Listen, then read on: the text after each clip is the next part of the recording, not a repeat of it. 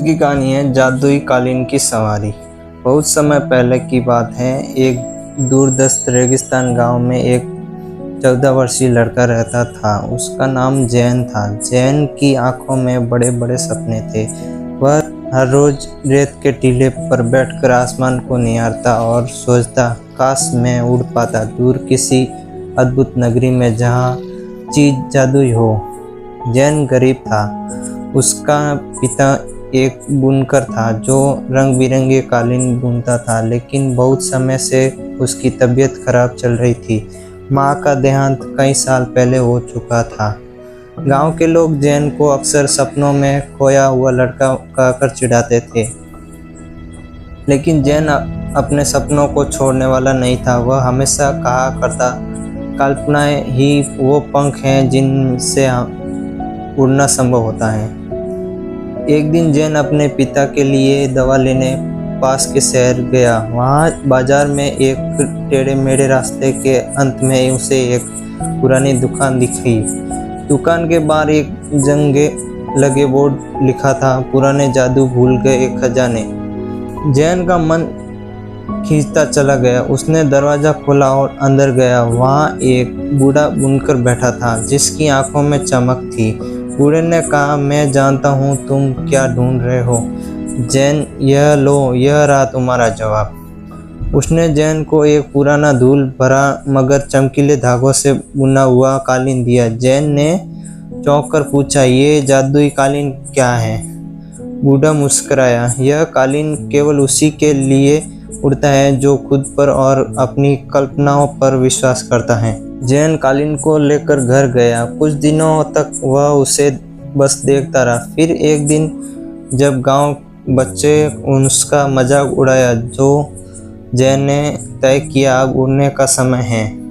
उसने कालीन को जमीन पर बिछाया, पर बैठा और कहा, अगर तू सच में उड़ सकता है तो दिखा मुझे, चल उड़कर। और जैसे ही उसने अपनी आंखें बंद की, कालीन हवा में उड़ने लगा।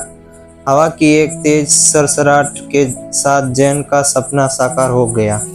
कालीन ने उसे गांव के ऊपर, पहाड़ों के पार, बादलों से ऊपर उड़ा दिया।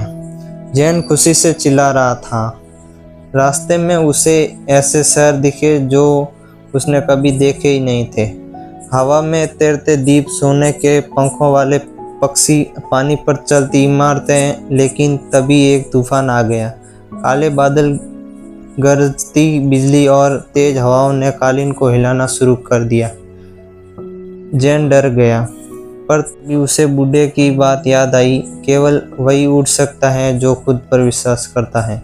जैन ने आंखें बंद की, गहरी सांस ली और पूरे आत्मविश्वास से कहा, मैं डरता नहीं हूँ, मैं उड़ सकता हूँ।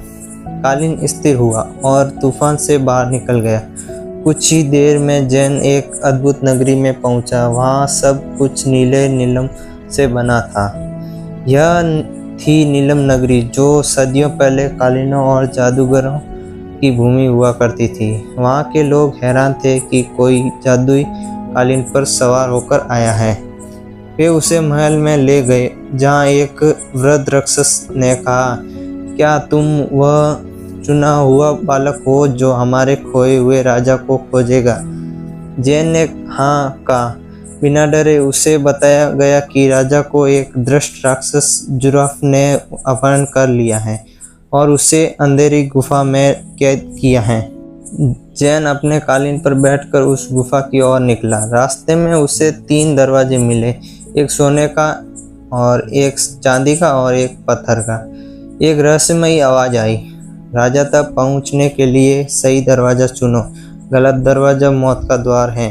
जैन ने सोचा, सोना चांदी तो छलावे हो सकते हैं। उसने पत्थर का दरवाज़ा चुना और वह सही निकला। अंदर गुफा में उसे विशाल राक्षस जुराफ मिला।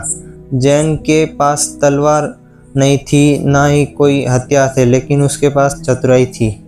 उसने राक्षस से कहा, अगर तुम वाकई में ताकतवर हो तो खुद को छोटे कीड़े में बदल कर दिखाओ। राक्षस अहंकार से भरा हुआ था और खुद को छोटा कीड़ा बना लिया। जैन ने तुरंत उसे एक बोतल में बंद कर दिया। राजा को छुड़ाकर जैन नीलम नगरी लौटा। वहाँ जश्न मनाया गया। राजा ने जैन से पूछा, क्या तुम यहीं हमारे साथ रहोगे? हम तुम्हें राजकुमार बना देंगे। लेकिन जैन ने मुस्कुराते हुए कहा, मुझे लौटना है मेरे गांव। अभी भी लोग सपनों से डरते हैं। मैं उन्हें सिखाना चाहता हूँ कि कल्पनाओं से ऊंचा नहीं। जैन गांव लौटा। पहले तो लोग हंसे, लेकिन अब उन्होंने उसे कालीन पर उड़ते देखा तो चौंक गए। जैन ने गांव के बच्चों को सिखाया, कल्पनाएं हकीकत बन सकती हैं अगर तुम खुद पर भरोसा करो। उसने अपने पिता की दुकान को कल्पनाओं की उड़ान नाम से खोला। वहाँ बच्चे कालीनों पर बैठते, अपनी कल्पनाओं से कहानियाँ बनाते और उड़ने की कोशिश करते। अंत में वर्षों बाद जैन का नाम इतिहास में दर्ज हुआ। नीलम नगरी और उसका कालीन आज भी किताबों में दर्ज है। लेकिन सबसे बड़ा जादू था उसका विश्वास, उसकी कल्पनास्तिक और उसका निर्भीक आत्मबल। तो दोस्तों, हमें इस कहानी से यही शिक्षा मिलती है कि कल्पनास्तिक आत्मविश्वास से कोई भी मंजिल पाई जा सकती है। उड़ान पंखों से नहीं, विश्वास से होती है। तो दोस्तों, हमारी कहानी कैसी लगी लाइक करें और चैनल को सब्सक्राइब करें।